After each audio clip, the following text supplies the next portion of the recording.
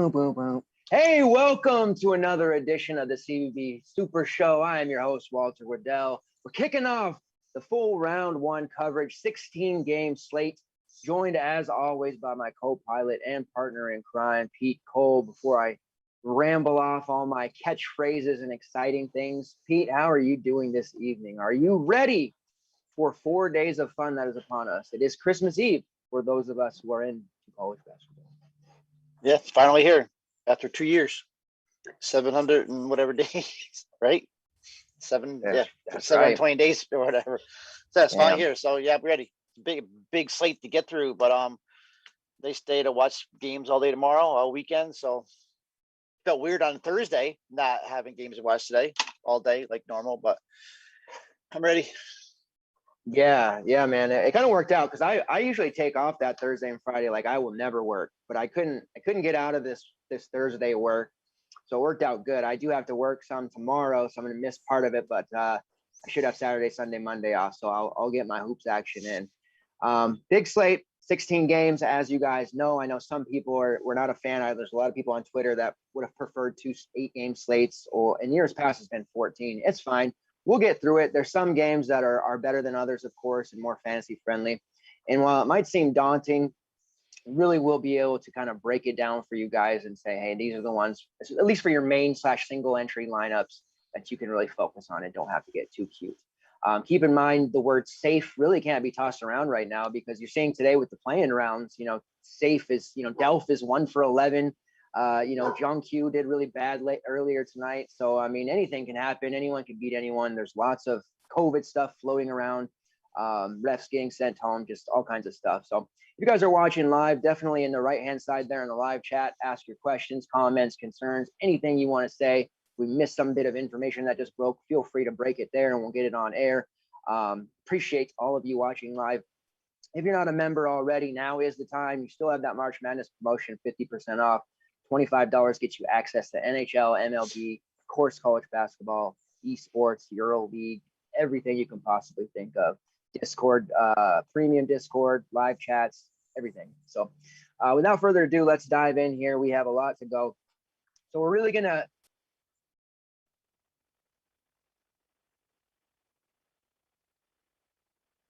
We just lose Walt.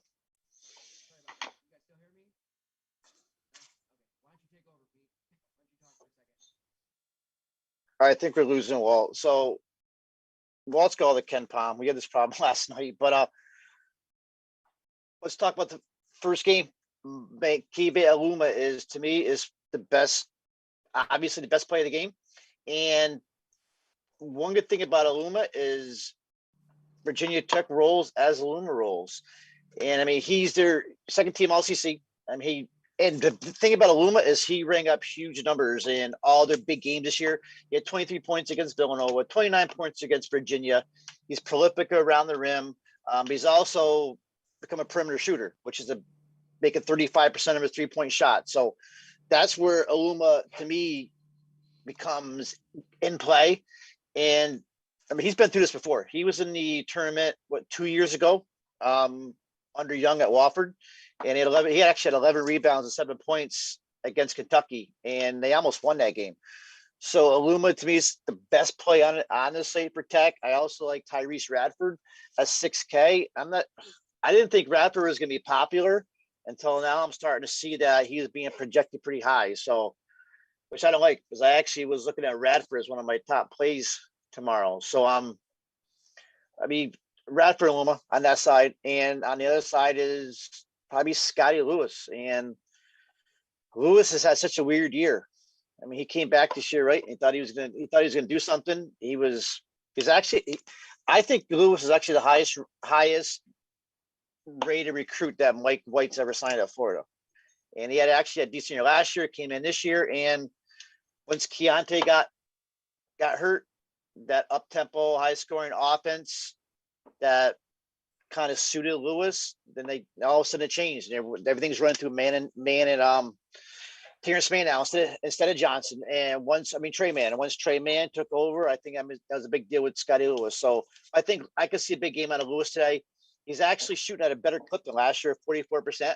But his 3-point free throw shooting are down. He's only shooting 66% from the line. So out of this game, I'm on Lewis just because of the price at 4-2, as long as he gets 25 minutes. Luma 8-5. I mean, there's some other players at that price, but I think Luma is still a star now. And Radford. That's pretty much what I'm looking at. Are you back with us? Absolutely. Yeah, you are. I hear you. Yep. All right. Yeah, well, this is a game as far as like betting wise too. A lot of people are going with the angle that Florida, they are going to win because Virginia Tech hasn't played many games in the last month or so. I just feel like Virginia Tech's a really bad matchup for Florida. Excuse me, Yes, they my are. dog is in the back making so. I mean, they're going to have a tough time guarding Aluma. Mutz has really stepped up recently. You mentioned Radford as being the guy, so he could have a breakout game. There's just this. It seems like a really bad spot for Florida. And mid-major Mike, as we call him in one of my group DMs on Twitter, because we just call him that because to be obnoxious, he's just not going to make the in-game adjustments needed to beat Virginia Tech, in my opinion. So it'll be tough, and I think Virginia Tech definitely are good plays here. If I were to use anyone on Florida, you mentioned Lewis. I think if he starts, that would be a rock solid option. Tyree Appleby has been very safe at just 6K. He's usage rate over 23%. He's become a really steady option. They continue to shuffle the starting lineup around. But he's been one of the, constants, even more so than Trey Mann, because he was out for that one game or two games. So we'll jump into the next game here. We got a lot to cover. Sorry about the technical difficulties I have there. My dog's become almost as obnoxious as my younger kids now at this point whenever I have my video on. So sorry about that. Colgate versus Arkansas. This is the premier game of the slate. Ken Palm has it 83-75 in favor of Arkansas. Their 17 tempo rate. Colgate 25th. So you're looking at two super fast teams that are going to want to push the pace. They're very comfortable doing that. Very solid chance that Colgate does keep this game close. I don't think they'll pull the upset. Some people do. I think there's going to be plenty of upsets in this tournament. And it wouldn't surprise me if Colgate did. I got my man Corey there in the chat, our big Arkansas fan. I do think that they will win Arkansas, but Colgate's going to give them a game. And you're going to want to stack this in multiple ways. In your main lineup, you're probably going to want to come away. It's tough to do that because there's 16 games. And I would advise you not to feel like, to be a hero. And when this means trying to get exposure to so many games and so many people, if the best move really is to stack this game, then do it. I don't care if it's a 16-game slate or not. You just need to get your exposure to this. So don't try to be a hero, play good options. Jordan Burns for Colgate is the man at 7.3, kind of the straw that stirs the drink. And the focal point of their offense. He has a usage rate up 31.7%, top 18th in the country, 29.9% shot rate. That's top 80. His assist rate's top 55 at 31.2%. So he's not just a do-it-all himself. He will feed his teammates as well, puts them in good spot. Has a 3% steal rate. He draws 5.2 fouls per 40. He's making 41% of his triples on 65 attempts. I could see him go bonkers here. He's very reasonably priced. He should probably be 8K or higher. And it seems like the high major teams have become this, out of price, 8-9K, and then all the mid-major guys are 7.5. So I love Jordan Burns here. Value-wise, Nelly Cummings at 4.3 for them looks really good. I think he will be pretty low owned, all things considering. He's pretty comfortable. He's putting up around 20 fantasy points per game.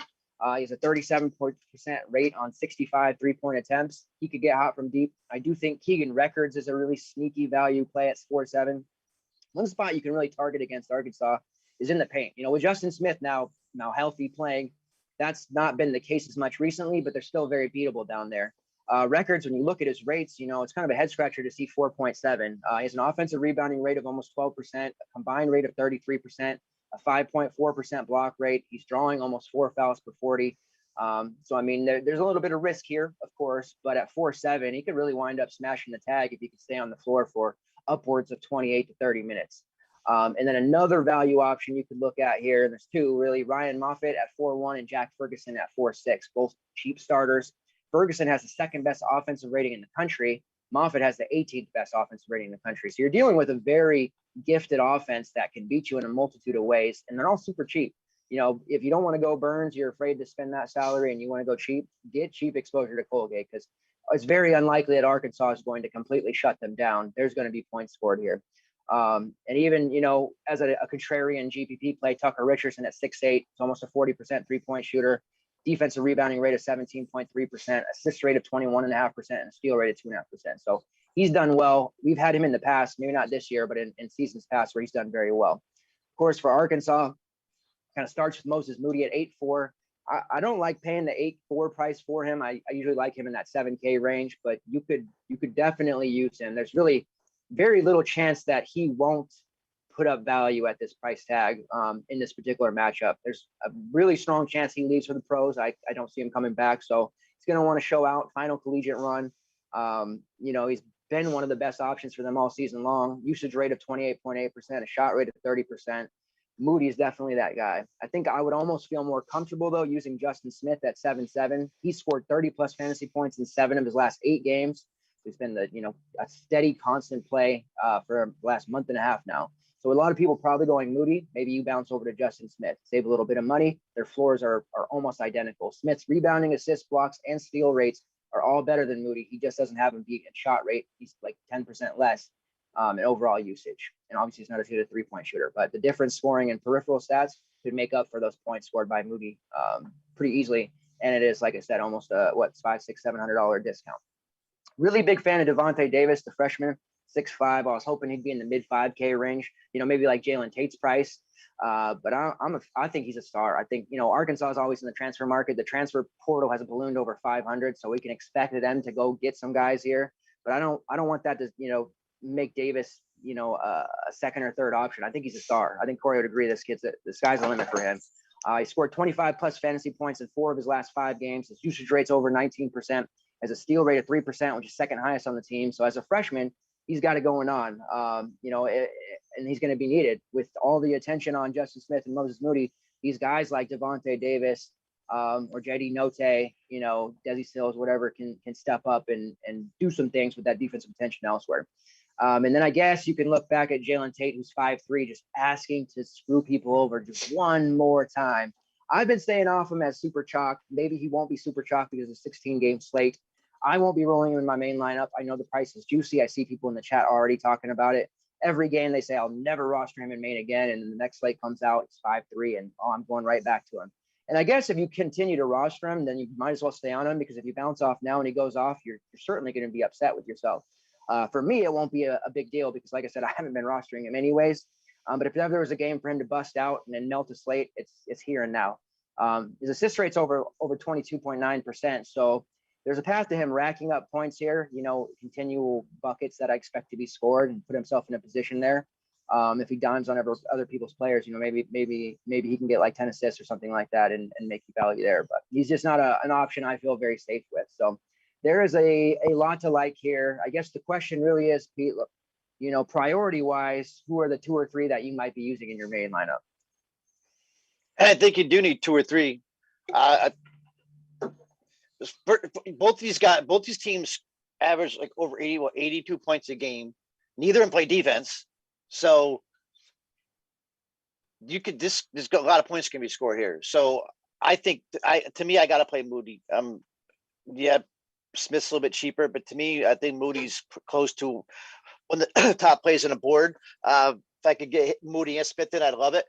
But and I'm afraid of Tate. I'm just talking cash games here. It was a great price, but I'm not getting burned by him again.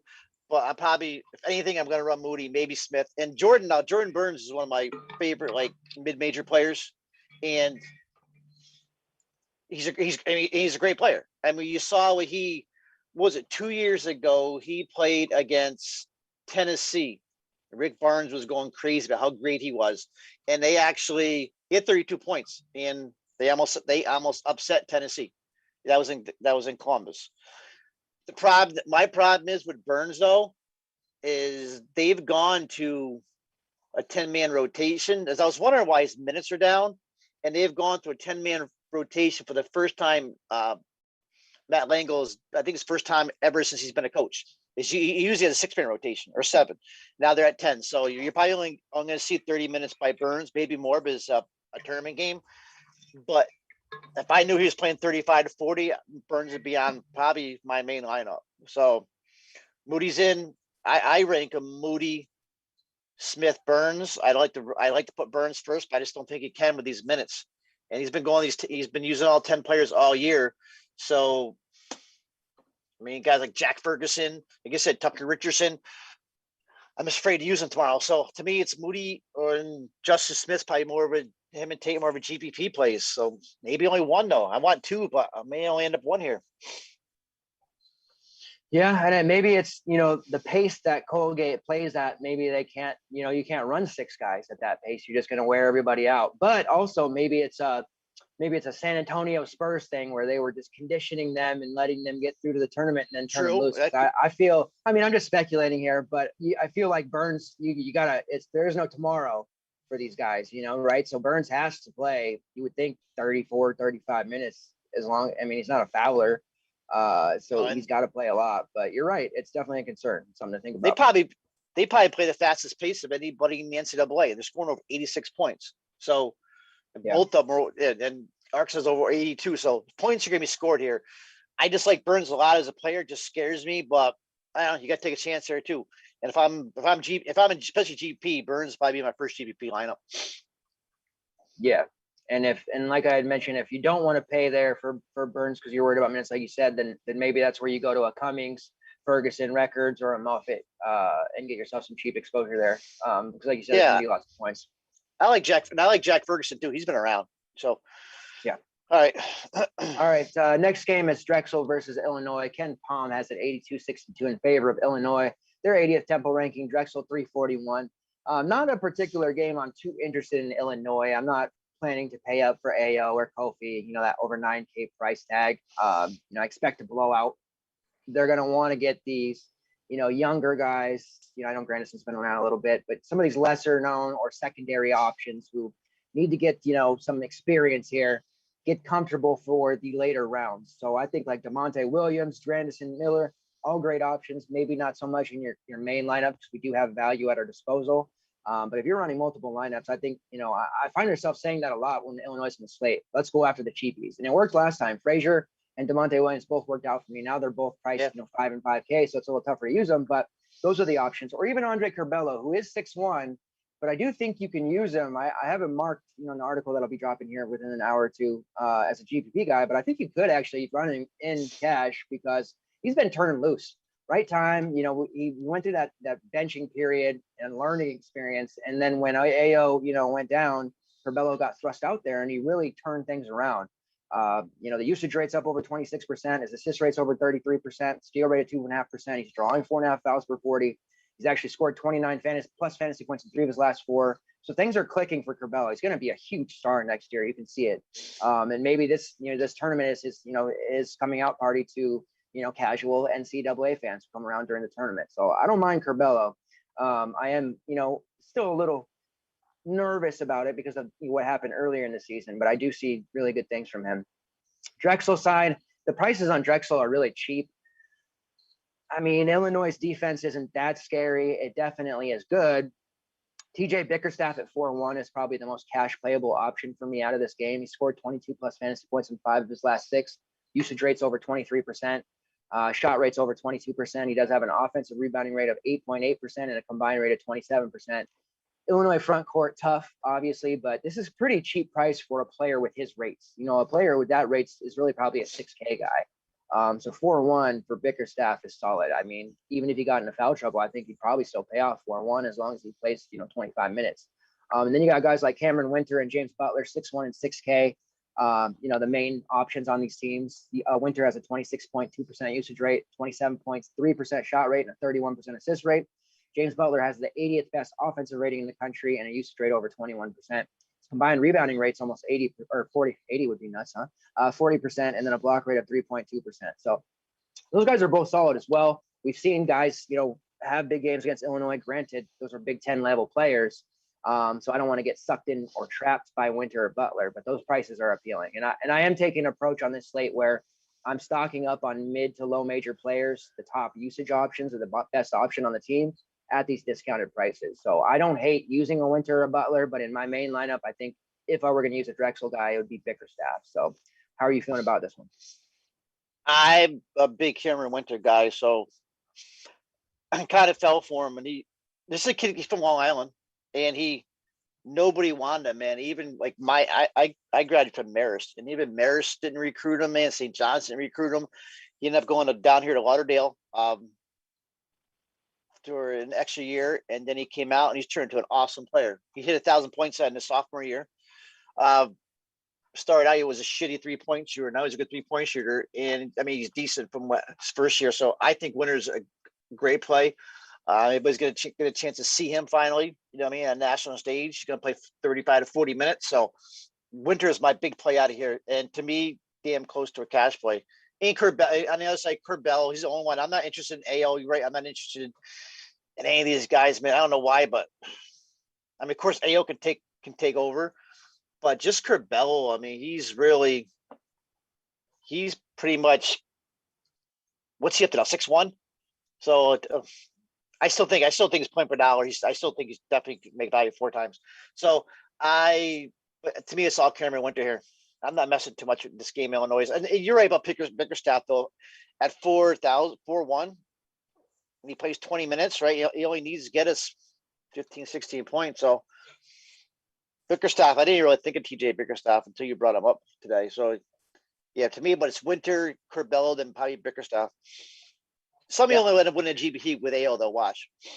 Oh yeah, yeah, it'll be ridiculous too because I don't know. Just conventional wisdom says he's not going to have to, put up a big score, and this will be a good chance to give him some rest, But you're right, somebody will end up getting 50 from him or some crazy number because he'll put up 30 in the first half and then it'll be dead. All right, next game is Utah State versus Texas Tech. Ken Palm has it 66-63 in favor of Texas Tech. Not a game I'm liking too much here. They have a 316 Temple ranking, Utah State 153. I was happy Utah State got in. I was a little nervous for them. They were, riding the bubble there. It ended up being Boise State that dropped out because of their loss to Nevada and a late loss to Fresno. So Utah State, snuck in there. I do think they could win. Neemias Queta is an equalizer. He's 9'5". He's a fantastic play if you can afford him. He's pretty much matchup proof. This, even though the pace is going to be slow in a physical game, this is right up his alley. The fast-paced games, I worry about him because, he's not necessarily a 3-point shooter. He can hit the 3 if he has to, but, you like it when they can set up and run the half-court offense because he's so dominant down low and such a decent, or not a decent, but an excellent shot blocker. So I do think he could do well here. He has over 25% usage rate, combined rebounding rate of 37%. His block rate's the 5th best in the nation at 13.2%, so expect some blocks. He draws 5.6 fouls per 40, so that's a big concern for MSS. Probably wouldn't even touch him in this matchup. You can definitely see 2 early fouls for him trying to defend Queta. And then the only real other player for Utah State would be Justin Bean, who at 6'2". If this were any other matchup, I feel like Bean would be a must-play cash at that. His price is really good. It's just that the Red Raiders defense in March is a nightmare under Coach Beard. We've seen it for several seasons now. And I don't like targeting against them in March, that's for sure. Bean does have a fantastic 12.3% offensive rebounding rate, top 70 in all of the country. Combined rate of 32%, steal rate just under 3%. He's been hot as hell the past month. He scored 30 plus fantasy points in 5 of his last 7. He did it for us on a slate. I believe it was against Nevada just 3 weeks ago when we had him at semi-low ownership and he just dominated. So the Bean price at 6'2" is very appetizing. I think that if you're running multiple lineups, he won't be owned. Get him in there. He could put up 30. If Queta gets into foul trouble or, that they're paying all of their attention to him, Bean could very easily sneak behind and get, 12 rebounds before you even realize it. And then on the Texas Tech side, I'm fading. Mac McClung is struggling. The only option I would really consider here, and I'm a McCullough guy, but it's a little too high today, Terrence Shannon at 5'3". Shannon's coming off a 33 fantasy point game. His offense is going to be relied upon heavily. They were starting Peavy there for the betterment of the team, but this is winner go home time. They need his offense. I would expect him to start. He did start last game. They got to go with him, especially with McClung struggling as bad as he is. He does have a shot rate of almost 25%. He's a capable scorer. He's going to have to roll hard. For them to win this game, he's going to have to score a lot just to neutralize the post because I think Utah State has the advantage down low. But Texas Tech has the advantage in the guard spots, especially with Shannon. So not a game I'm targeting for my main lineup, but Queta, Bean, and Shannon would be the 3 that I would like exposure to. I feel you're probably right about there too, right? Yep. And if anything, I see to me, could be the first upset of the day, I think. I guess I can definitely see Utah State beating Texas Tech. I'm not impressed with Texas Tech this year anyways, but the Aggies allow fewer points per game and they score more than Texas Tech. I know that's not, doesn't mean jack shit, but Keita, that's such a high price. That's such a high price though. But man, he averaged double. I mean, and this is one of the best rebounding teams in the country right here, Utah State. So I could, but I think you're right. Just to me, Justin Bean's the top play here, point per hour by far. I'm seeing Terrence Shannon catching a little bit of love and some ownership, but I'm done messing with Terrence Shannon. We had our fill of that. I mean, he's all right, but to me, it's all Justin Bean and move on. I just think Kuwait is too much money here, but could also bust out too, of course. Yeah.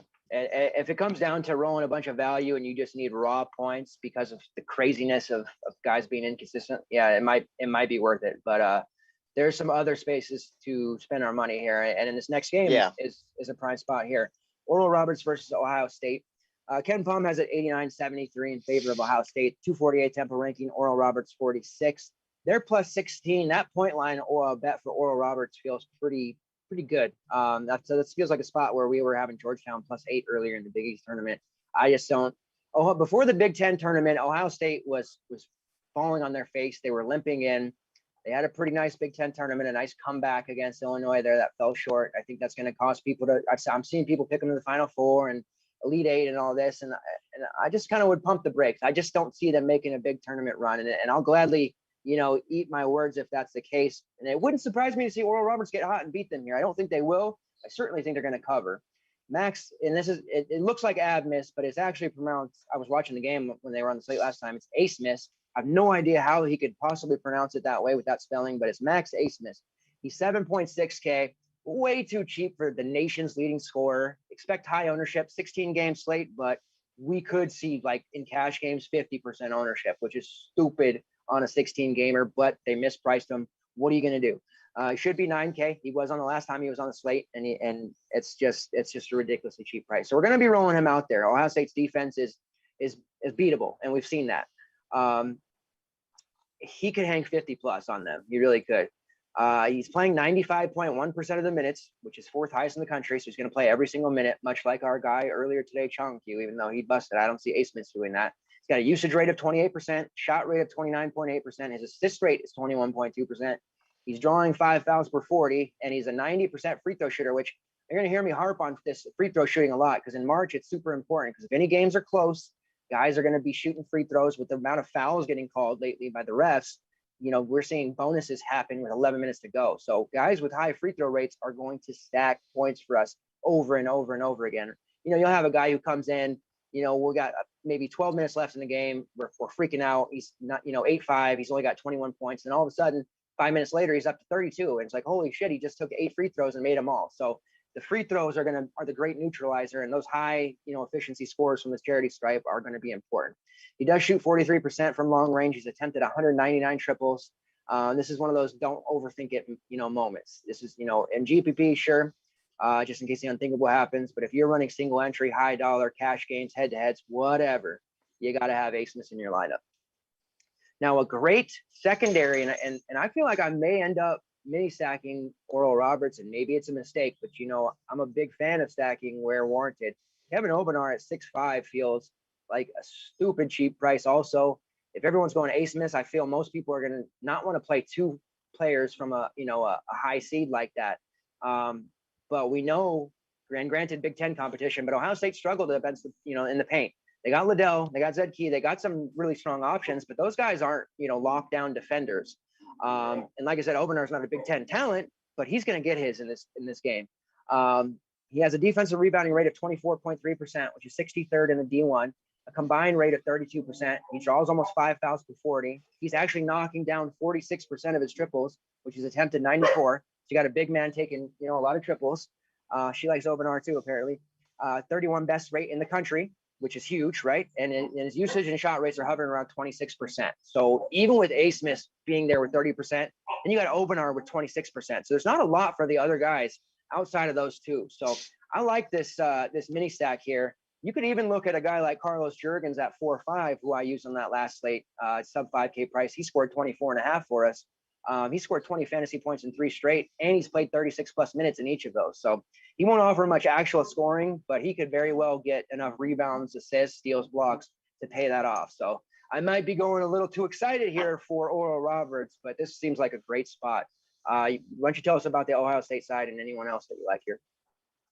Well, my only problem in opener is the foul trouble, and all 3 games in the summer league he was in foul trouble. That's my biggest problem. And then he's got to get going against Liddell, who's drawn 44 fouls per 40 minutes. That's my problem with opener, because I would have him as my top play out of all this, even over Ace Mas. But that's what worries me. And the only one, EJ Liddell, and EJ Liddell could probably come out of here as a top play. I think it's almost like he's getting a little bit of a break. I mean, you can see his numbers have drifted away a little bit, and I mean that's a tough season. These guys in Big Ten beat the shit out of each other, but it's like he's getting a little bit of a break here. Not that, I mean, opener is a pushover, but I could see Liddell having a big game here today. That's for, I mean, if I'm going to play 2 people out of this game, but do we have the money for it? Can you play Ace Mas and Liddell together? We get to the point where, we're only on our 5th game and I want to play everybody already. So I think Ace Mas, you got to play him because he's going to be so high owned for cash. Then you fade him in GBPs. But I like Liddell on the other side. I mean, Justice Suing, I don't know. I have problems playing Suing in cash games. So I'm playing, I think it's right now, it's Ace Mas, Liddell, and then Opener. Opener can stay out of foul trouble. You're going to win something with those 2 guys, definitely. To me, it's more of a GPP play, though.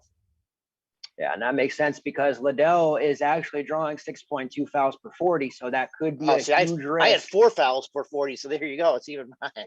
Yeah, it's pretty damn high, so it's a concern, man. Definitely. I maybe need to get away from that play, but it's gonna be one of those ones where if I do, I'm gonna be regretting it when he goes off. So I don't know. If he plays 30 minutes, you're making some money. Yeah, because I don't think people are gonna. Yeah, because I don't think people are gonna stack them up like you said. So, yeah, because Liddell's drawing like I said, 6.2 fouls per 40. It's scary. And then Dwayne Washington at 8 almost 9K price. Let people chase that. I would not be touching that. And you're right about Suing. It's hard to really pinpoint him. I think if I were going to use a non-Liddell Buckeye, it'd be CJ Walker at 6K. He has scored 30 plus fantasy points in 2 of his last 3 games. He's making 95% of his free throws, which is 5th best in the country. You guys know I'm a big proponent of the free throw shooters. So Walker could, he could get a lot of points there at 6K with his range. The thing is, the thing about Oral Roberts, though, they don't play much. They're not big at defense. They'll push the tempo. So their defense sucks. I could see Suing, rolling in something like that, though, in a game like that. But I like the CJ Walker call, $500 cheaper, and yeah, I think you're right. I like CJ Walker better than Suing in GPPs, but if you make a bunch of them, Suing could hurt you. Yeah, that Oral Roberts defense is their defensive efficiency is 285, so they're definitely not interested in playing defense. No, they're not. Next game here, Hartford versus Baylor. Ken Palm has it 81-60 in favor of Baylor. They're 180th tempo ranking. Hartford 269. Now again, we have some high seeds here, and I'm not going to be stacking up players from a 16 seed, but there's some viable options here for Hartford. Starts with Tracy Carter at 5'7". Those of you who have been grinding for a few years may recognize that name. He's had previous stops at Marquette, LaSalle. He's got experience against upper tier competition. So I don't think he'll wilt in the moment here. So another, low major player that I may be getting too gaga over that could hurt me. I know the Baylor defense on paper is elite, but we know they haven't been playing elite since they've gotten back from their break. And again, I know Hartford's nowhere near the Big Ten, level of play. So I don't want you guys to be like, well, Hartford. But, these guys can play and anybody can beat anyway. We saw a 16 seed finally win. I never thought I'd see that in my life, but we finally did. So just, don't rule anything out. Could be a close game, if these guys get hot. Carter scored 30 plus fantasy points in 3 straight games. I know, again, competition in America East isn't to the level of what they'll see against Baylor, but I think he's in a position to put up some reasonable fantasy points, especially if Baylor does turn it into a blowout. Their defense will let up. They'll have some secondary players in there, and then Carter can beat up on their bench. Either way, I think 5'7" is too cheap for him. He has a usage rate of 23.7%, shot rate of 24.6%. His assist rate's hovering around 24%, and his steals rate is 4.9%, which is actually on the Ken Palm metrics, the third best in the country. So you have that going for him. He's a lockdown defender. Austin Williams is the guy getting more chatter. He's 500 cheaper at 5'2". His usage rate's similar, 23.5%. Shot rate's 23.3%. Where he's got a Carter beat defensive rebounding rate is 18.1%, and he's throwing 4.5 fouls per 40. He spiked the game earlier, just a couple weeks ago, of almost 60 fantasy points. So you can see he has a ceiling. Granted, again, against much lesser competition, but that shows you the kid can play. And he too, if Carter and Williams, let's say they're down 20, and all of a sudden they bring in, Flagler and a couple of these, maybe some walk-ons or something. I don't know. Those guys they're gonna school them. So we could see both of those guys easily in the last 5 to 6 minutes put up 15 fantasy points each in combination with what they've already put up and pay off those 5K prices. So if they were 7 or 8K, it'd be a no-go. But I mean, they just priced them so cheap. Maybe it's a trap. I don't know. I feel like playing one of those guys in your main is going to be optimal. Certainly don't play both. That's probably stupid. But one of Carter or Williams would be solid. On the Baylor side, I'm not playing Butler, Mitchell, or Teague. If it is a blowout, those guys are they're not going to play a lot. I don't think Butler especially worries me the most. In a game like this, I could see him defer a lot and just let the other guys go off. If anything, this is a game to target our boy Matthew Mayer at 4-5. If he sees garbage time run, which he should, and play between 22 to 25 minutes, he'll smash. He's a shot rate of 26%. We saw him do it, just recently, where he put up 20, 30 fantasy points. He can score in a bunch in a hurry. He can rebound. He's very good at stealing. He's the most intriguing option of all the Baylor players if you want to roll him out there. Maybe just a GPP play, but I could see running him in your main too because he's going to get run. If you want a serious Baylor play that's a starter, Mark Vital at 6'2", it's a bit higher than I'd like to pay, but he is very viable because he should grab a ton of rebounds against this Hartford team, and he's getting hot at the right moment. I mean, he's having double-digit rebound games, and he looked very solid in that last game they were in. So that's where I'm at with Baylor. I'm probably too crazy about Hartford. You'll have to talk me down, but that's where I'm at, man. That's where I'm hanging my hat right now. What do you think? No, and I think we got a problem here then because I'm all over Hartford too. And this is where I get in trouble every year in tournaments. I fall for one of these teams and some of these players I get excited about. That you got I got Austin Williams, Tracy Carter, and actual Mike Dunn. They're all from Jersey, and players from Jersey are tough players. I know Austin Williams because I said I'm Marist is my own matter, and Austin Williams played at Marist, and they pretty much told Austin Williams that you're not a Division I player, and he was averaging 3 points a game. He sat out last year, transferred to Hartford, and man, this kid turned it on. I love Austin Williams. I thought it was a joke him not playing at Marist, and here he is playing in the tournament. And him and Tracy Carter have elevated their game big time as the season went on. So they've actually, they probably had up there one of the region's best backcourt combinations. And Carter actually had a better season, I think. He was let me see, he was an America East second team. I mean, Williams is more of a physical guy, a slasher type. He's gotten his confidence back when he's shooting, and it all came together in America East tournament. He was actually Williams he was the most valuable player, 20 points in a tournament, 8 rebounds, and Carter had 18 points and 3.8 assists. So, and I think you're right because they're going to keep these guys in the game even if they're getting blown out. So when you got some of the other dudes coming in, Williams and Carter are going to be schooling them. So I love Austin Williams' price at 5.2, and to me, him and Carter are apples and oranges. It's a coin flip.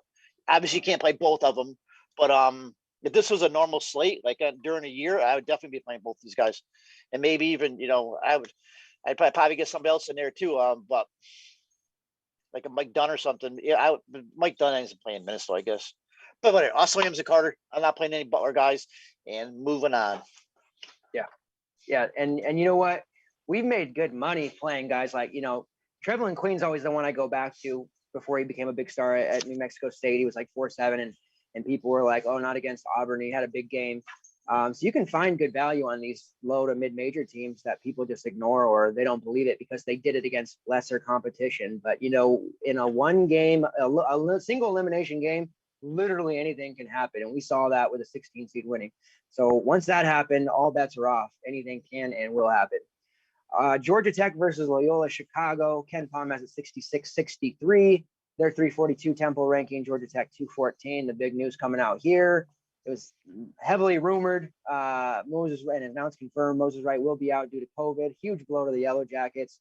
They're in trouble. I mean, I know some people are saying, well, they're still going to win. I don't see it. Loyola Chicago, one of the best efficiency teams in the country. They got shit. They got really shit on here with their seed. There should have been a much higher seed, in my opinion. A lot of smarter people than me think that as well.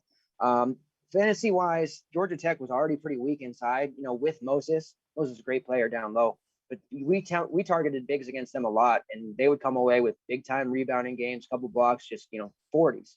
So now you take Moses out of the equation. What do you think Cameron Krutwig's going to do to them? So, I mean, Krutwig, the only problem is they made him so damn high priced, and it's smart, 8.7. It's a fair price for him. It's high. I'm confident he's going to put up a huge score.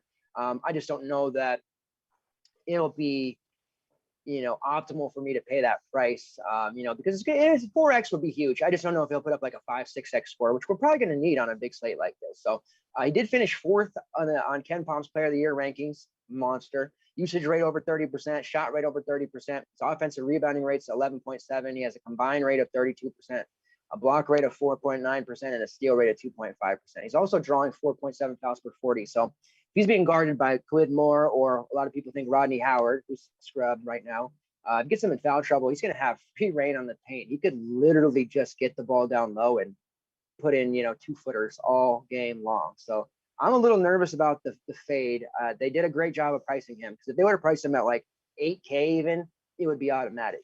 I'm really not messing with anyone else on Loyola Chicago. Keith Clemens at 4K is somewhat interesting because he shoots almost 50% from long range, but there's really not a lot to like here in this game, unfortunately, to take advantage of it. Loyola Chicago does have kind of a deeper rotation.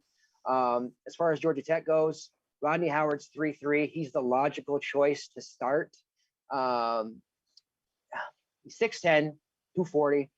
So, I mean, maybe he grabs enough rebounds to pay that off. I'm not going to sit here and say he's going to go 5X or something, but I mean, 10 fantasy points, perhaps 12. If he plays 20, 25 minutes, I guess. It's not a sexy play, but it's there. It's a value option. If you do want to play a guy like Krutwig and you need super value, near min price Rodney Howard, as long as he starts. I like Jordan Usher. If the Georgia Tech is going to win, it's going to be on Usher's shoulders, not Alvarado's. Maybe that's crazy talk, but Usher's looked really good in the last, 4 or 5 games. We should see a major spike in his rates across the board. He scored over 20 fantasy points in 4 straight. His usage shot rates are both over 22%, assist rate over 18%, his block rate's over 2.5%, steal rate over 3%.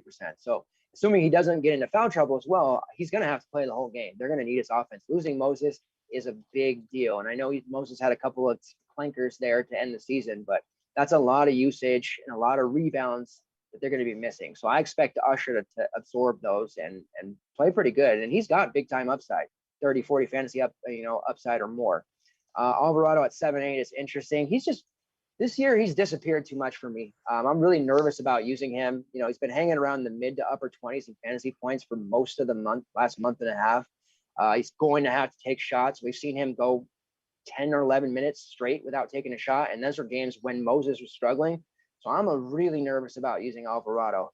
Ordinarily that price for him without Moses would be a loss, but what he's shown us the last few weeks doesn't exactly instill confidence in me.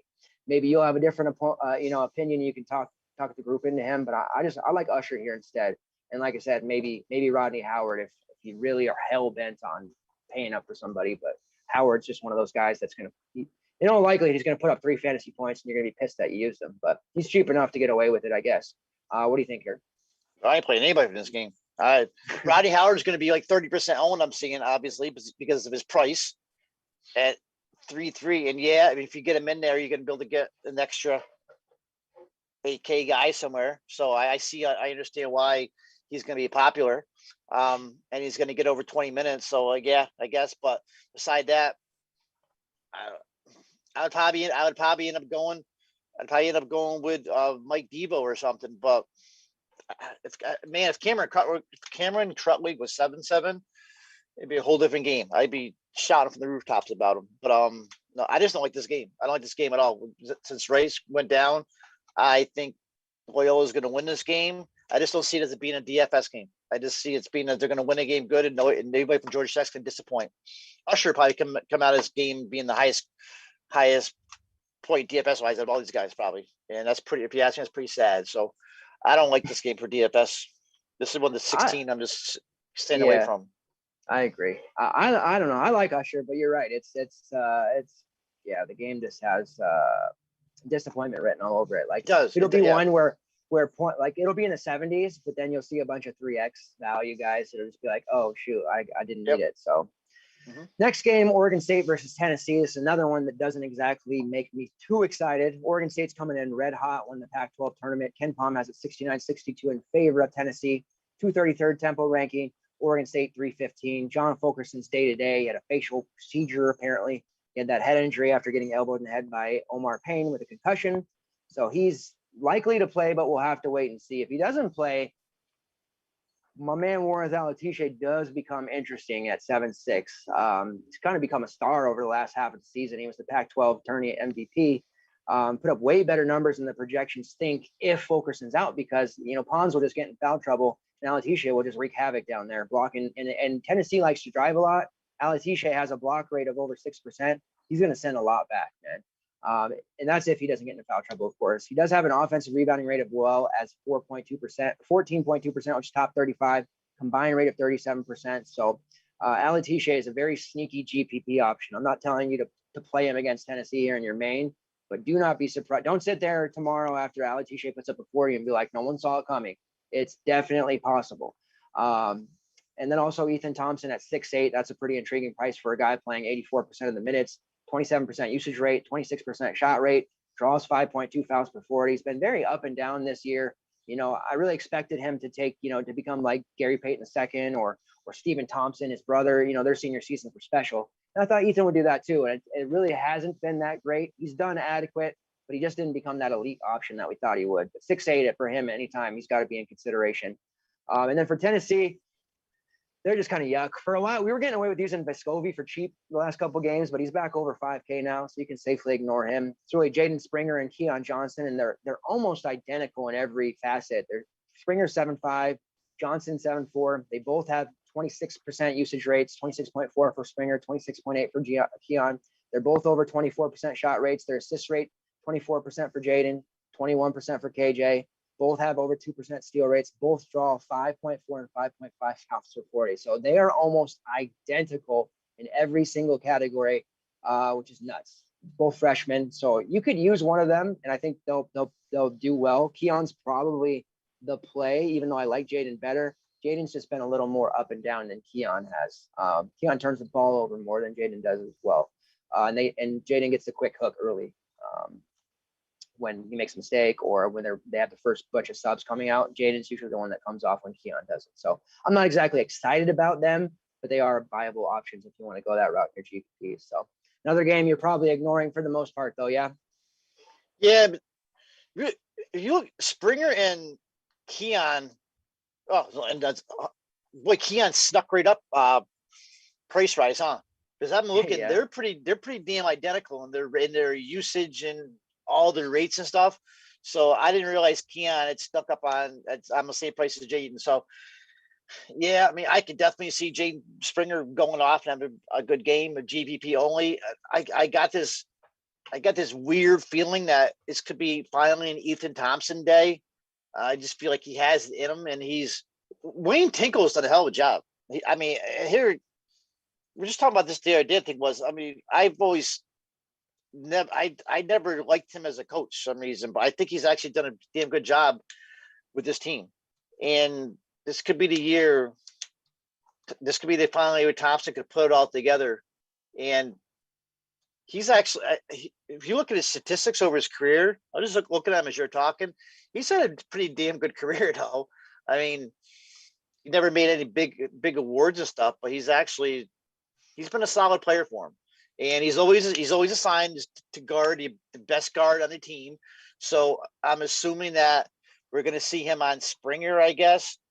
So that would probably push me on to Keon Johnson, if anybody. But no, I'm not taking anybody this game. A guy like Pons may actually be the one that kind of comes out of this as the highest scorer. just with the way with his shot blocks and his rebounding. You know, I mean, now Fulkerson is out. What's the deal with Fulkerson now?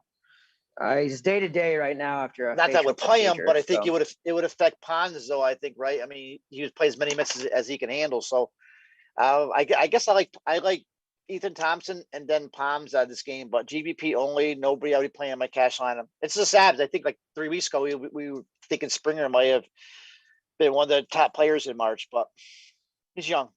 He's gonna be a starter though. All right. Next game, Liberty versus Oklahoma State. This is another one that's kind of divided the CBB community. Half think the Cowboys will roll. Some of us think Liberty will do well. Ken Palm has a 74-67 in favor of Oklahoma State. They're 42nd Temple ranking, Liberty 347. So we have a clash of styles here. Liberty plays a pack line, and you guys know that Virginia and Mr. Bennett, they've kind of perfected the pack line. So Liberty does that, and they do it very well. And that typically slows down the guards. So Oklahoma State's guards, I'm really not looking at here. I do think Liberty has the chops to slow them down. Where the pack line can be beaten, and we've targeted against Virginia several times, is big men. So guys like Caleb Boone, maybe Matthew Alexander Moncrief, those are the options if you want to target Cowboys you really want to look at. Boone's 6'8", which is, a little tougher. I do think he's capable of putting up a big one, though. That guy's just, man, he's broken out big time. Ever since they had some injuries midseason, they had that Baylor game. He really broke out. He put up like 40 on Baylor at 4-6, and it was nuts.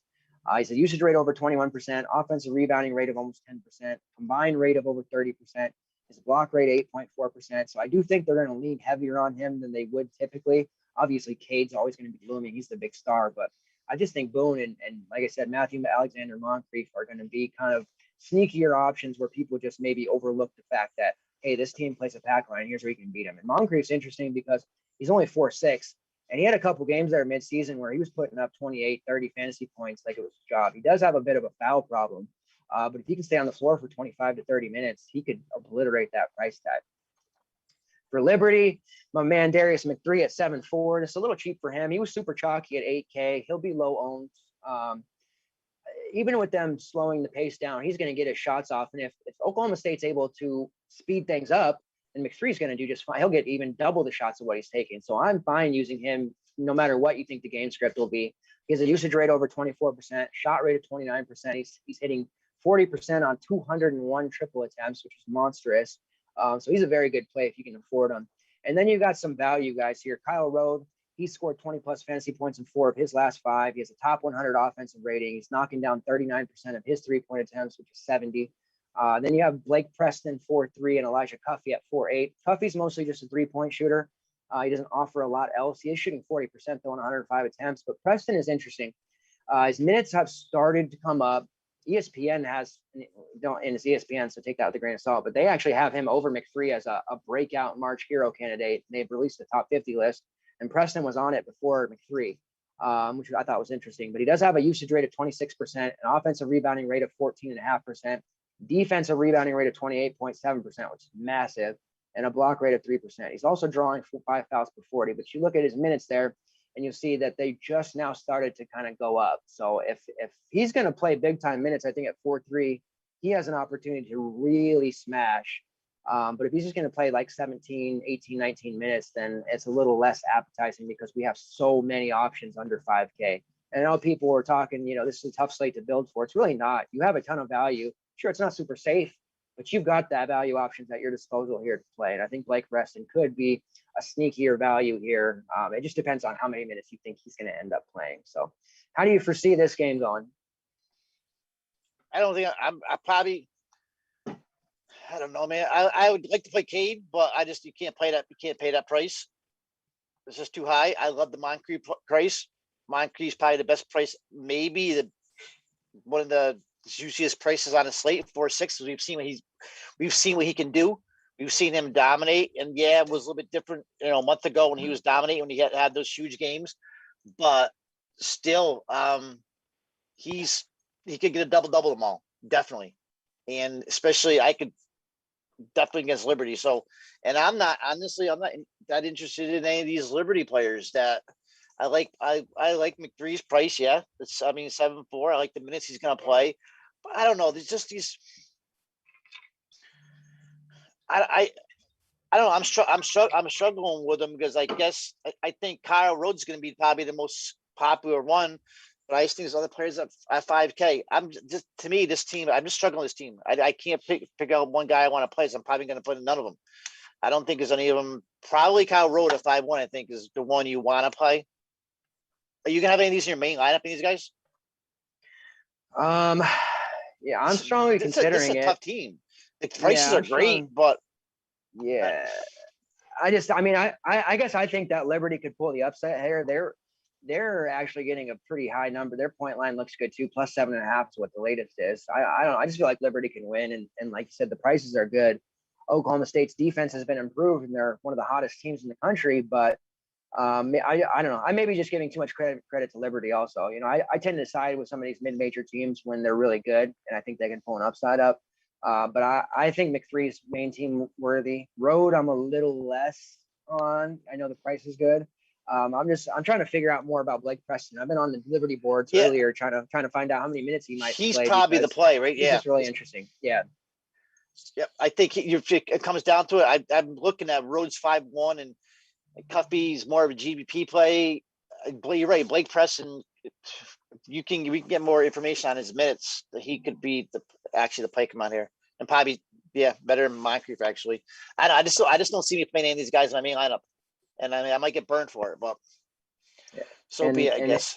Admittedly, I haven't even really built a lineup yet, so I haven't can't either. say how my build is going to go. I was messing around with the last two slates, and I wanted to go into it with a clear head, and so I'm going to be building. I'll be up all night, most likely building, but yeah, right now I feel like yes, but if I end up going so ham on Colgate, Arkansas, and a couple of these other games, I might not. I'm not prioritizing them. I guess I'll throw that out there. I'm not prioritizing them. If it ends up to where I have salary for a last spot or two, and those guys are there, then yeah, I'm not avoiding them, but I'm not prioritizing them. I know that's not super helpful, but that's kind of where I'm at with it. All right, next game here, Wisconsin versus North Carolina. This is one that's a real life, exciting one. This has been hard. I haven't even filled out my bracket yet, but this is the game that I've been looking at the games ahead of time, and I don't know who to pick here. Ken Palm has it 69-67 in favor of Wisconsin, 326 tempo ranking, North Carolina 44. So we have, again, these clash of styles, but the prices are up on most of these guys. Dimitri Trice at 6'7" is probably the best play, but I don't even know if I want to suck in 7K of salary. Does have a 23.4% usage rate, drawing 4 fouls per 40. He's a 38% shooter. He's taking 153s. Trice is a solid play. The Wisconsin guys got to deal with 4 rock-solid big men for the Eels. Micah Potter, he's probably going to have to play 30 minutes. So finally, we get Micah Potter for a guaranteed 30 minutes, but he's 6'6", so it's a little tough there. Usage and shot rates are up over 28%. Combined rebounding rate of 31%. So Potter and Trice are playable. Prices are just okay. And then Garrison Brooks is only 5'6". Typically, if we saw Brooks at that price, earlier in the season, it'd be a must play.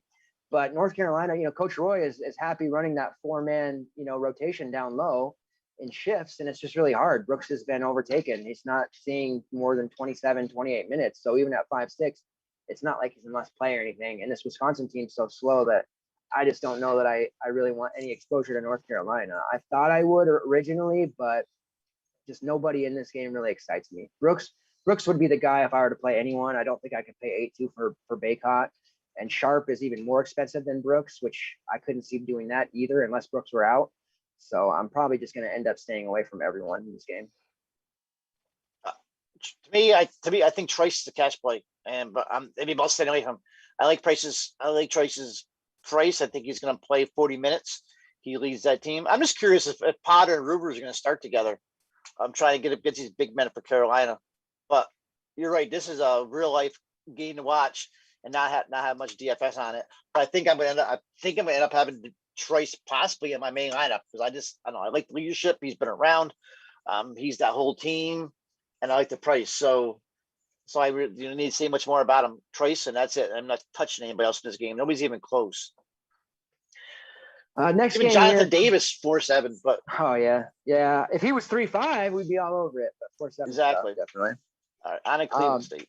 Cleveland State, the Horizon champs. I was hoping for a good draw for Cleveland State, not Houston. I wanted to use Cleveland State. They made us money when they were on that slate recently. They're a really good team and fun for daily fantasy purposes. But gosh damn, they drew a bad matchup against Houston. They got just raped by the committee. Now, Ken Palm has a 74-57 in favor of Houston. Rough. 327 tempo ranking, Cleveland State 282. My man usage rate, 26% shot rate, 23% defensive rebounding rate. He draws 4.5 fouls per 40. He's an overall just like a stud at that level, the Horizon level. 7.2 is a really cheap price for him, but again, that's tough to use. Demoy Hodge, we were all using him the other day. He's only 5K. He's been he put up 37. Again, Houston is tough. I do think somebody may stubbornly use them, and if I were to run multiple lineups, I would be that stubborn person to use somebody from here, and I could still see them, paying out. If Houston blows out early and goes to their bench, like because Samson will pull his starters early. Just showed it in the championship game against Cincy. Then these guys, again, it could be similar to Hartford. They'll get to beat up on the bench a little bit and still make value because they're cheap enough. Triangle Million is a great player. If you guys didn't see him play the other day, he's just exciting to watch. He is all over the glass. He's going for steals. Is super exciting. So at 5'3", like if they would have been the one, if they drew Ohio State instead of Houston, I think we'd be having such a different conversation about this Cleveland State team right now. But unfortunately, it's tough to draw against Houston. Quentin Grimes at 9-1 for Houston. That's going to be extremely tough to pay in a blowout. He's going to get pulled. He had a hell of a second half. He was the cover boy. We were all on him in that game against Cincy, or most of us. He had 2 first half fouls. Everyone's panicking. And then he put up like 30 in the second half. He went into just NBA jam mode. He was hitting fall away threes, banking them in. The guy can get hot, man. Houston's got a matchup potentially looming if Syracuse can get by San Diego State. Man, Grimes might put up 60 in that matchup. I'm kind of wringing my hands about that one. Giroux 8-2, he's a good option too, but he's going to get pulled. Gorham's a little too expensive now at 7-3. Sasser's still playable at 6-2. Really, if you want to play Houston, the move would be to get cute. I know I always say don't get cute, but Tremont Mark 4-5. Cameron Tyson, who is a star of the future, 3-3, and then Jamal Sheet at 3-2. Now, they're not main team plays by any stretch of the imagination, probably not even alt lineup players unless you're going to run 5+ lineups, except maybe Mark. But if it's going to be a blowout like we think, they pulled Giroux with 13 minutes, and then they pulled Grimes and everybody else with 9 minutes. They ran in the American Championship, they ran their second and third unit players for 9 minutes in the second half. There's a good chance that happens here again. If Mark and those guys are going to play that type of those minutes, they're talented enough. We saw against Lady of the Lake, which I know are a low-level non-D1. Tyson put up 60 against them. Mark, 50. Sheed 45. Like they will tear up a Horizon League, team. They are high major players, and Houston's a huge program. So I don't know. This is a spot where I wouldn't mind getting cute with some extra lineups and playing guys like Mark, Tyson, and Sheed if you think it's going to be a blowout, but. Otherwise, it's going to be mostly a fade for your main lineup, and it's just a damn shame, Pete, because I like that Cleveland State team a lot. I like Marcus Sasser, so no, but Hodge doesn't play. Hodge, however you want to say Hodge, right? For Cleveland State, definitely at 5. Great. It's a great price, and he's a key to that team. But to me, Sasser. Sasser's one of my favorite players in the nation, but he started out awesome this year. He was in double digits in 12 of his first 15 games, and then he went to a lull and he's playing terrible. And that's when Quentin Grimes emerged and just took over, kind of made his way to be an All-American Player of the Year and all that. But once we got hit the playoffs, Marcus has gotten hot again. So if Houston is going to go far at this tournament, it can't be all on Grimes' back anyway. So they need the second shooter, and it's gonna be Sasser. He's that marksman. And he got hot in the tournament, in the conference tournament, and he's gonna roll right over here. So I love Sasser's price at 6-2. I think Sasser's awesome, and he may be on my main lineup. Maybe going overboard here, but I like the price. And he should shoot lights out against Cleveland State here. Yeah, I'm not paying that price for Quentin Grimes, which Grimes is great, but I'm not paying 9-1. I'll go right down to Sasser for $3,000 less. This is Sasser game. All right. Next game, North Texas versus Purdue. This was a game I was hoping North Texas would have got I was hoping that they were going to draw the Gauchos. I'm a big UCSB. When we do the show tomorrow, I want to be all about the Gauchos. But North Texas got Purdue here. Ken Palm has it 66.59 in favor of Purdue. They're 274 tempo ranking. North Texas 350. Going to be a pretty slow game. North Texas wise, the prices on Zachary Simmons and Thomas Bell are extremely appealing. I would be skipping over. I know Hamlet has gotten some love lately from the community. He disappears too much. He's a great scorer, but he's just very, very inconsistent for me. I may even use a guy like James Reese at 5.6 before, but Simmons 4.8. That's a really cheap price. Purdue, we know they have Edie and she will, great offensive players and they're adequate defense, but that Purdue defense just hasn't been locked down this year. So I think Simmons at 4.8, that's a pretty silly price for a guy that's going to play roughly 28, 29 minutes. The same thing with Thomas Bell, at 5.4, he's going to be playing upwards of 30 minutes, assuming he doesn't get into foul trouble. And those are really the only two guys that you want to look at there. Simmons does have a usage rate of 21.8%, offensive rebounding rate of 9.5%, a block rate of 3%. And then Thomas Bell, he's got a block rate of 5%. He's actually been stealing the ball a lot lately, but his offensive rebounding rate, 7.8%. Combined rate of over 25%, and he's shooting 37% on 70 3-point attempts at 6'6". So Simmons is 6'10". He'll be the one guarding those guys. Bell's more of a wing anyways, but those guys are both too cheap in my mind. And then for Purdue, Ivy 7'1", T-Will 8'6". The Purdue side's not as appealing. North Texas, their defense is solid, and they have been shutting down their opponents, especially in fantasy. We had them on the slate, I think, against UAB most recently and a couple others, but their opponents just haven't been getting it done.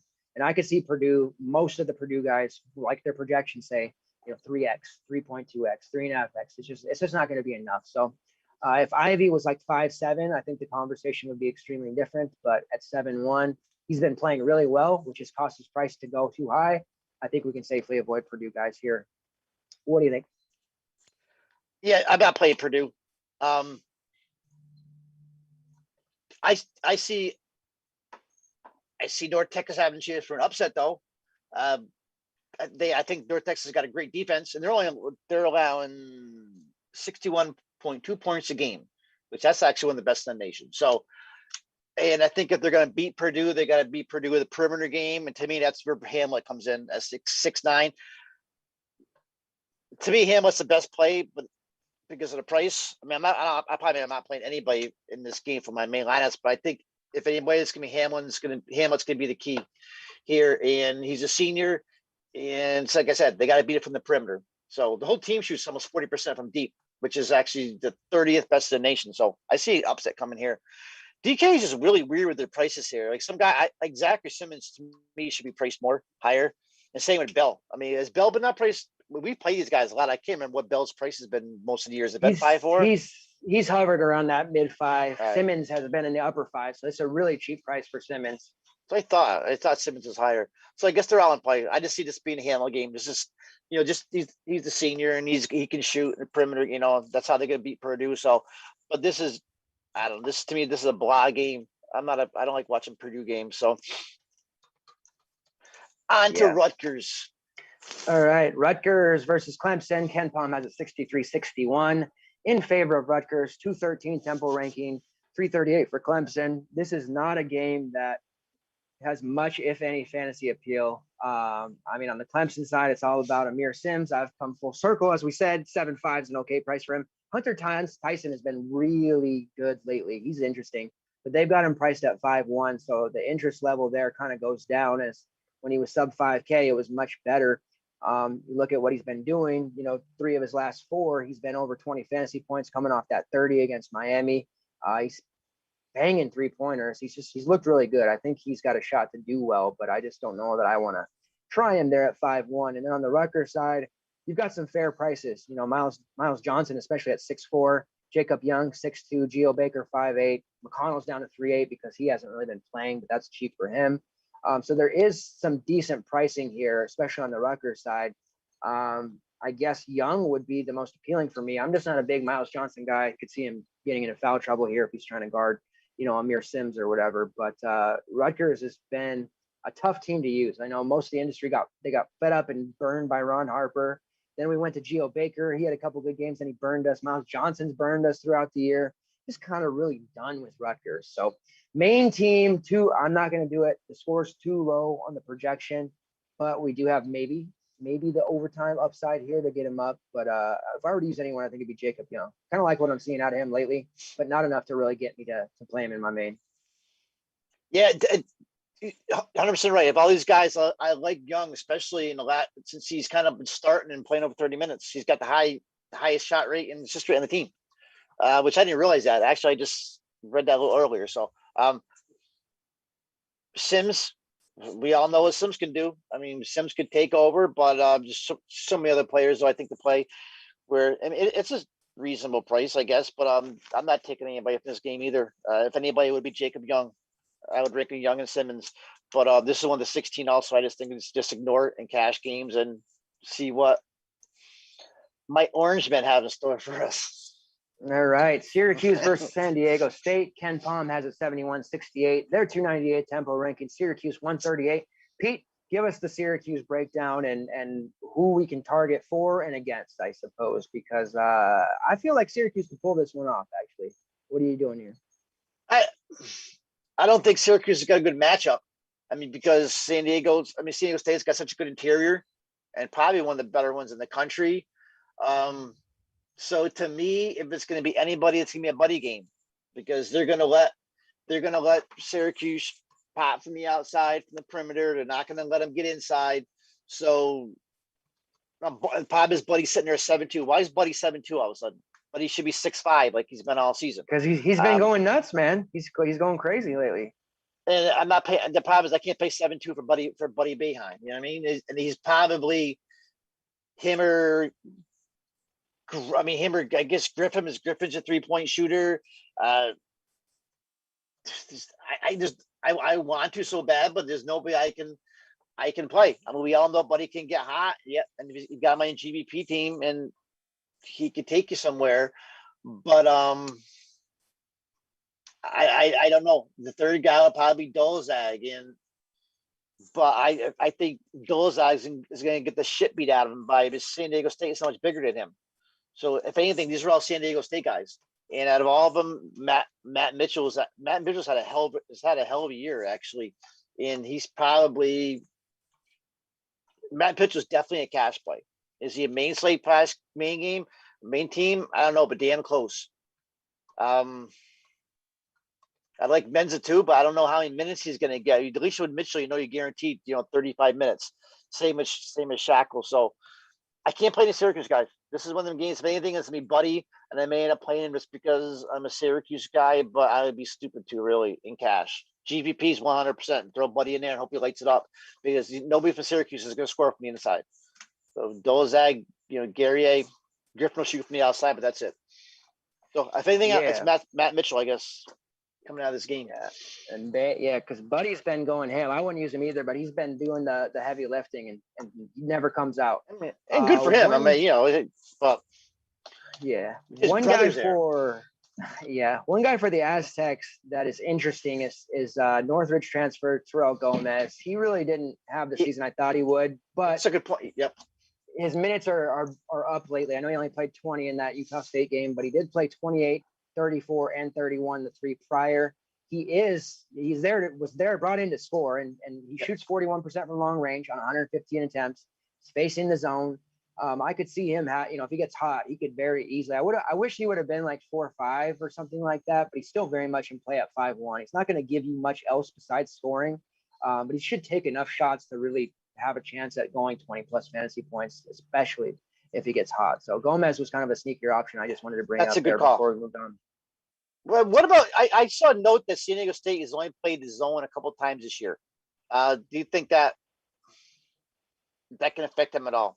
I like the Gomez call, actually, I do. Yeah, well, when I first saw this, I thought this, even though San Diego State's they are a good 3-point shooting team, semi-elite actually, but I just thought that this was a bad spot for them.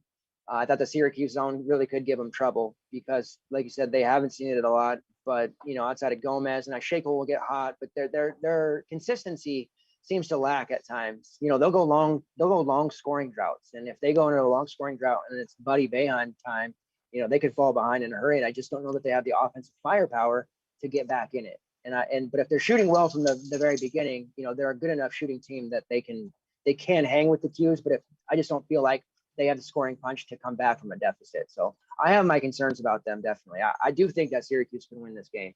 I think I end up picking them in my bracket here tonight when I do that. But I don't know. This game, it's another one I don't feel great about for DFS. Yep. Though. I did what everything you just said is probably going to push me off the Mitchell anyways. I would end up rather going with a Trace or somebody. So yeah, I'm probably gonna play anybody. If anybody gonna throw Buddy in, just because I'm a Syracuse guy and a GVP and move on. We're wrapping up here. We have 2 games left, so we've done well. Morehead State versus West Virginia. Man, this is a fun game. Ken Palm has a 74-63 in favor of West Virginia, 114 Temple ranking. Morehead State 312. West Virginia is beatable, man. Their defense, their offense will go cold enough times to give Morehead State a chance. And we know their defense, they've been fantasy friendly a lot. This team starts with Joni Broom. I really was excited to talk about him tonight. When I saw his price, I thought, wow, 6'9", that's a little too cheap. Now we do have a fairly sharp, we have a lot of sharp subs, but one that pointed out, earlier in the season when Morehead State played teams like Kentucky, Richmond, Ohio State, Broom, he struggled, and he did, but he came off the bench, during those times. He's only been, the mid-season where he started getting more minutes, and he really dominated the OVC. So he's playing well enough now and getting the minutes that even against West Virginia, I don't think he'll wilt under pressure. He's a much different player than he was to start the season, after the COVID break against, starting off against Kentucky when they lost 81-45. If they played that game over again now, I really don't think that would happen. Broom has a really solid rates, 27.2% usage rate, 30% shot rate. His offensive rebounding rate's 14.6%, which is top 30 in the country. 26% defensive rebounding rate, which is top 40. He has an 8.2% block rate, which is top 50. So he is putting up some serious numbers via his efficiency. And he's drawing 50 or 4.9 fouls per 40. He's about a 64% free throw shooter, which is adequate. He doesn't take threes, does all his damage down low. He's 6'10", 235. He's a load, man. He's only a freshman. So he's gonna. I mean, the kid's a stud. Is another guy. You know me with these mid-major, low-major guys. I get them in my tunnel vision, and I'm all about them. Devon Cooper, Talon Cooper, Skylar Potter, James Baker. Their other starters are all somewhat viable for GPPs here, especially Skylar Potter at only 4.9. Yeah. And Talon Baker at only 4.8. So we're getting some good prices here. I feel like DK went and looked at Morehead State and said, oh, okay, well, they're playing West Virginia. They're from the OVC. They're not going to do well. Let's price them down. Like I wish they would have taken Broom and been like, let's price them at 4 or 5. But then that would have sucked because we all have them. At least at 6'9", you got to make a decision. But I like him against West Virginia. I just, maybe people look at that and say, hey, against bigger competition, he did suck. And people fade him. Give him to me at 5% ownership. I'll roll him all day long. So I'm a big Broom fan. And then on the West Virginia side, Miles McBride was the lone cash play for a long time, and then he finally hit the doghouse. He did have a good game here recently, but I just don't feel that great about any. I guess Taz Sherman, but I'm just not really big on any of the West Virginia guys. 8K for Culver, 7.9 for McBride, 6.3 for Sherman. Even Matthews and Bridges are in the 5K range. No thanks. I not for me. Not a 16 game slate taking West Virginia guys in your main is just asking for trouble. I think that would be a very psychotic decision. And I make a lot of psychotic decisions. I'll be the first to admit it. But I'm not doing that. No, and if anybody, I would run Culver out just because I think Culver has the best chance. I mean, yeah. Bride's gonna have the ball in his hands most of the time, but I would run Culver if I was forced to with a gun to my head. But I agree with John Broom. As the season has gone on, Broom has gotten much just improved. You realize he's averaged nearly a double for the year. Yeah, he's nuts. Kid is nuts. He's averaging 9 rebounds a game, and he came on where in the OBC tournament. I mean, championship game, he had 27 points, 12 rebounds. So he's in play, definitely in place at 6'9". Hopefully he'll run on the radar a little bit. I'm seeing maybe like 50% ownership. That'd be nice because I could get off on playing him definitely. And I think he's better than most of the other plays at 7%. The other guy I like Skylar Potter too, and he's second. He's not Broom. He's averaging like 6 rebounds a game, but he shoots. He's he's shooting 45% from the field, 40% behind the arc. So Skylar Potter is a good play too, and he's in 30 minutes. So I could run Potter and Broom. I guess Potter's probably more of a GPT play, but this is a regular Saturday playing slate. I'd be all over Skylar Potter at 4-9 playing 30 minutes. So stay away from West Virginia. Broom's the play. Let everybody else play Sean McNeil and see how that works out for him. And of course, Culver could go off and get you 50 DK points, but let somebody else do it. I like Broom and Skylar Potter. Yeah, man. I don't mind running multiple Morehead State players in this one. Actually, I think they have a solid shot to upset. If you catch West Virginia, in a going cold or foul trouble for Culver, disaster could strike. And then we have one game left here on the slate. Ken Palm has it in the Villanova Winthrop against Villanova 79-69. That doesn't really take into account injuries. Winthrop's 11th tempo ranking, Villanova 320th. Justin Morris back. He was supposed to be out for a long time, came back, so that helps them.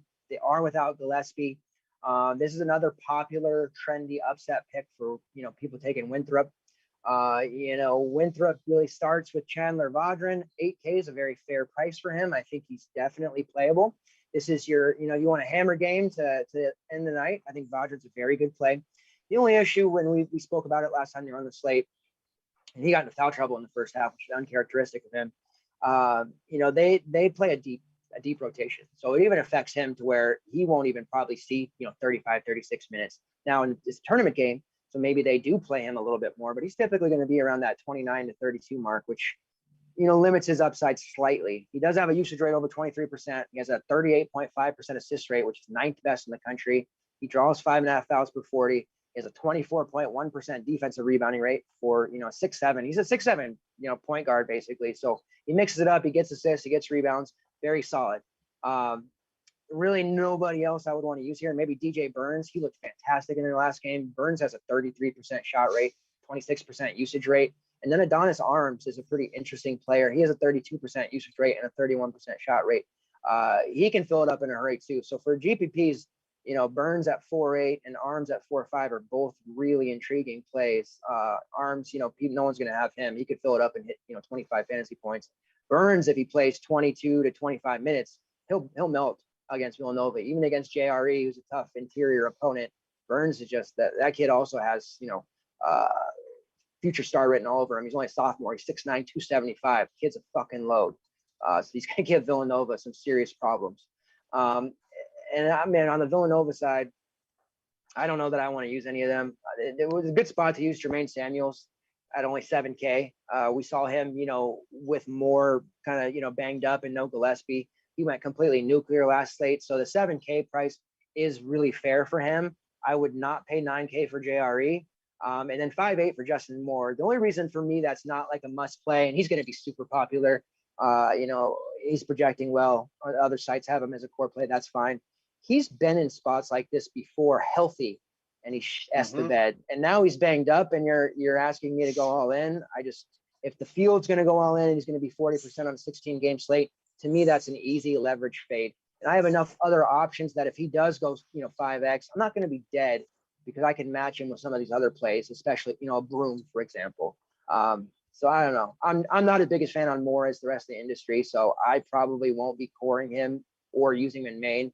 But at 5'8", it's hard to ignore. Just keep in mind, he's been in these spots before, and he hasn't produced. So that's all I got to say about that. I like Samuels. I'm not messing with the Villanova value. Slater, Archie, Dixon, Daniels, they're not going to be anywhere near what we need as a score to be main team viable. They're not up to speed. Jay Wright's got issues. They don't have any depth. If Winthrop comes out and Vaudrin punches him in the mouth and Burns and Arms are going off, it's going to be very hard for Villanova to win this game, in my opinion. So what do you think here, man? Yeah, I'm probably staying away pretty much from this game. But before prices came out, I was in back of my mind, I was planning on playing JRE. And I didn't realize, he's been this place before. With Gillespie out though, his usage has gone up. Since he was out, went from 24 to 30%, I think. He's got a good matchup, but 9K is a lot. And if I'm paying 9K or above, there's a couple other guys I'm probably going to use. And I agree with you on Justin Moore. I mean, I say something now, I may change my mind later, but I'm not on Moore right now. Let anybody else using my said I've seen him healthy in these situations and shit the bed. And now we don't even know how that ankle is. You know what I mean? So I wasn't even expecting him to even play. Yeah. So now all of a sudden we got people coring him, and hey, I mean, whatever. I mean, he's a good player and all that. I'm not gonna criticize somebody else, but to me, he's not a core play. And if I was gonna run anybody, I'd take $1,000 on Drain Samuels. But Yeah. this is another game where I could see, and it looks like this is the sexy pick for an upset. Is the pick of Winthrop over Villanova. Anything I'm reading, but I just want to stay away from this game and all ends because everybody's picking Winthrop and watch Villanova come in there and beat the hell out of them. But DJ Burns would be the most intriguing for me at 4-8. Definitely. Yeah, he's worth exposure. If you plan on running a few lineups, Burns is certainly worth exposure at 4-8 because we saw what he could do last time, and his rates are nuts. He's going to be a fine player, especially with Winthrop likely making the tournament again, before he leaves. So that is it for the slates. That was a lot of games. So we're gonna talk some prize picks. Let's pull that up, and then we'll give a couple of final stuff here and head out. I got to finish my article and then start Saturdays. Yeah, give me a good prize picks because my soccer got refunded today actually because somebody didn't play, so now I have a little extra money in my account. So okay.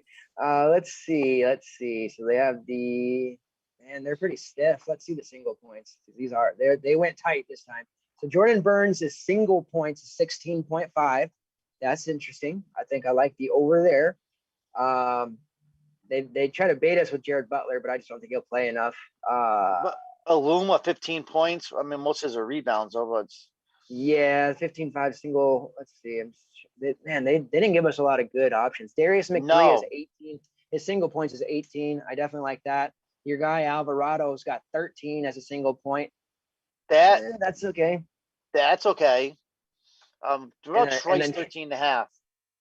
Yes, Trice 13.5 is in play, and then Cameron Krutwig 15.5. Those are all single points. The fantasy points are all pretty close. Like I said, Butler 28.5.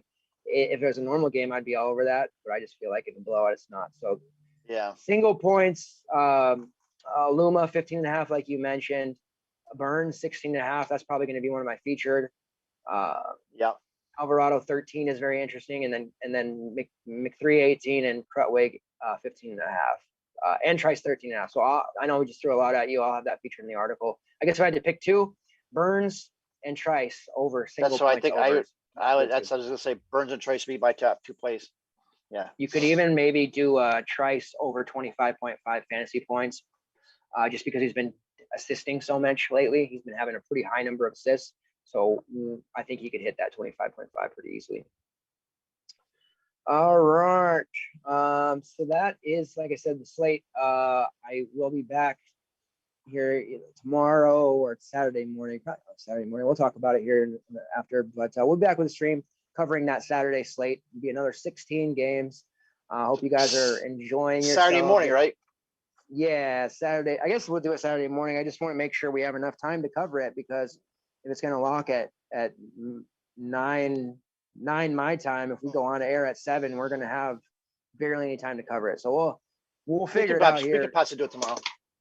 Yeah, we'll figure it out. We'll have to talk to our producer and figure this out. But that's pretty much it. I'll have the article out within the hour. I just talked to Devin. He's still going to be up to release it. Sorry that it got out late, but I wanted to make sure we got a quality show for you guys to watch.